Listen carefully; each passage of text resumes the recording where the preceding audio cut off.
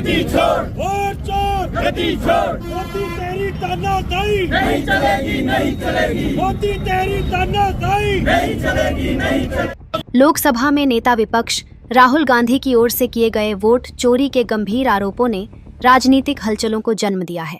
इस आंदोलन का प्राथमिक उद्देश्य न केवल जागृति लाना है, बल्कि एक नए जनादेश की आवश्यकता को भी उद्घाटित करना है। चुनावी प्रक्रियाओं में पारदर्शिता के इस संघर्ष में स्थानीय कांग्रेस नेताओं ने जनता को एकजुट होने का आह्वान किया है, जिससे लोकतंत्र की बुनियाद और मजबूत हो। हनुमानगढ़ कांग्रेस जिलाध्यक्ष सुरेंद्र दादरी व संगरिया विधायक अभिमन्यु पुनिया और प्रदेश युवा कांग्रेस अध्यक्ष के नेतृत्व में आयोजित कैंडल मार्च ने संकेत दिया कि नागरिक इस मुद्दे को लेकर कितने चिंतित हैं। महिलाएं, युवा और बुजुर्ग सभी एकता के प्रतीक के तौर पर शहीद भगत सिंह चौक से मुख्य बाजार की ओर बढ़े, जबकि हाथों में जलती मशालें थीं। यह दृश्य इस बात का प्रमाण था कि समाज का हर वर्ग लोकतंत्र के प्रति अपनी जिम्मेदारी समझता है।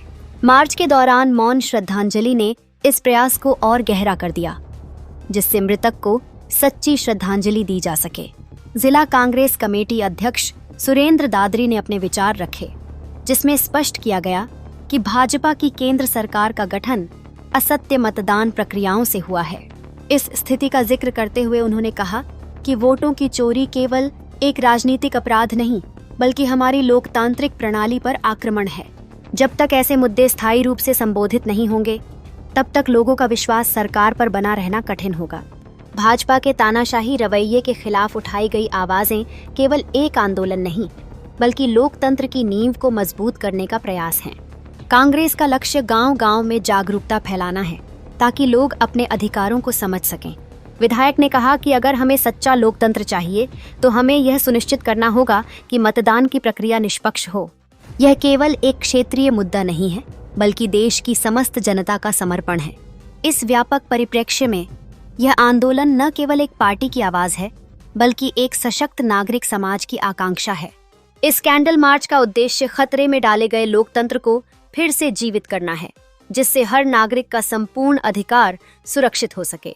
लोकतंत्र की इस आवाज को दबाने की कोशिशें विफल होंगी जब नागरिक और पार्टियां एक बार फिर संगठित होकर इसे बचाने का प्रयास करेंगी।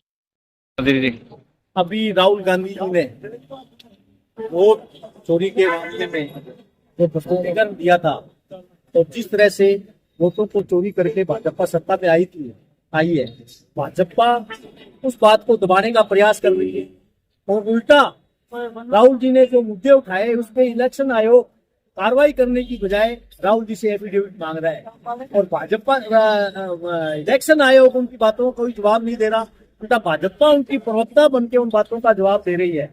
अभी कल ही भाजपा के जो सांसद है अनुराग जी ठाकुर, उन्होंने खुद ने 5 पार्लियामेंट के बारे में बताया कि यहाँ इतने फर्जी वोट बने हुए हैं, यहाँ डुप्लीकेट वोट बने हुए हैं। तो इसका मतलब भाजपा के सांसद खुद मान रहे हैं कि फर्जी वोटों से पहले चुनाव हुए हैं।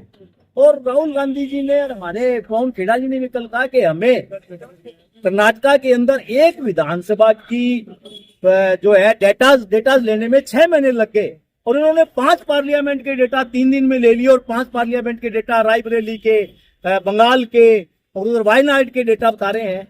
तो ये खुद मान रहे हैं कि इलेक्शन आयोग अपना काम ढंग से नहीं कर रहा और फर्जी वोट बना रहे हैं, और राहुल गांधी जी की बात में इन्होंने मोहर लगा दी।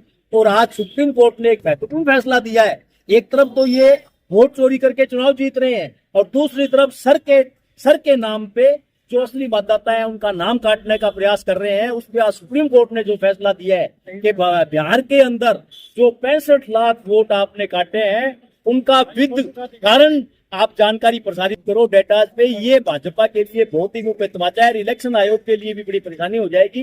तो आज प्रदेश कांग्रेस अखिल भारतीय कांग्रेस कमेटी के निर्देशानुसार पूरे भारत के अंदर जिला कांग्रेस कमेटियों द्वारा कैंडल मार्च का आयोजन किया गया, जिसमें यूथ कांग्रेस और जिला कांग्रेस कमेटी के संयुक्त तत्वाधान में अभिमन्यु जी पुनिया भी साथ रहे और हमारे वरिष्ठ नेतागण साथ रहे। हमने कैंडल मार्च निकाल के वोट और गद्दी छोड़ के नारे के साथ आज ये कैंडल मार्च निकाला था, और भविष्य में इस जन जागरण अभियान को हम बूथ तक और ब्लॉक स्तर तक लेके जाएंगे।